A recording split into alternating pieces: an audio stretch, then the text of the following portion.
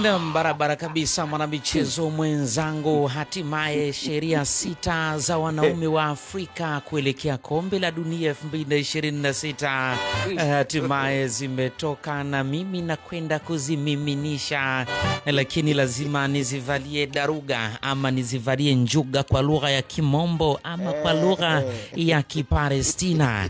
Na sheria ya kwanza inasema hairuhusiwi kabisa kwa mwanaume yeyote kulala nyumbani kipindi hiki cha kombe la dunia. Ukikamatwa umelala nyumbani utaulizwa na wanaume wenzio. Ogopa sana wanaume wenzio wakubambike swali mbambo.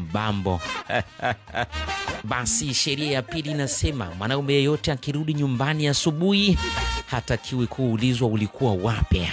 Ukikamatwa unamuuliza mwanaume ulikuwa wapi usiku, ni miaka 3 jela. Jela ya kimichezo hiyo. Na sheria namba 3 inasema mwanaume akirudi nyumbani asubuhi apokelewe kwa bashasha kama mgeni mwalikwa, tena apewe supu ya kidali. Ole wako sasa asipewe supu ya kidali.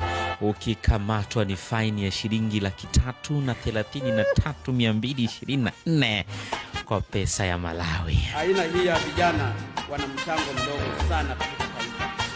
Na sheria namba 4, naomba nivulie miwani kidogo kwa sababu imekaa kimkakati. Nasema mwanaume yote akirudi asubuhi akisema amechoka, hakikisha anakandwa kuanzia shingoni mpaka hadi kwenye mgongo kwa maji ya uvuguvugu na chupa ya chai pembeni, ikiwa imewekwa mdalasini na viungo vyote kama vile korosho na bamia nyembamba, ili iwe fundisho kwa wengine.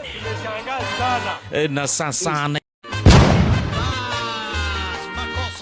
barabara kabisa mwanamichezo mwenzangu, hatimaye sheria 6 za wanaume wa Afrika. World Cup, jamani, kombe la dunia, World Cup.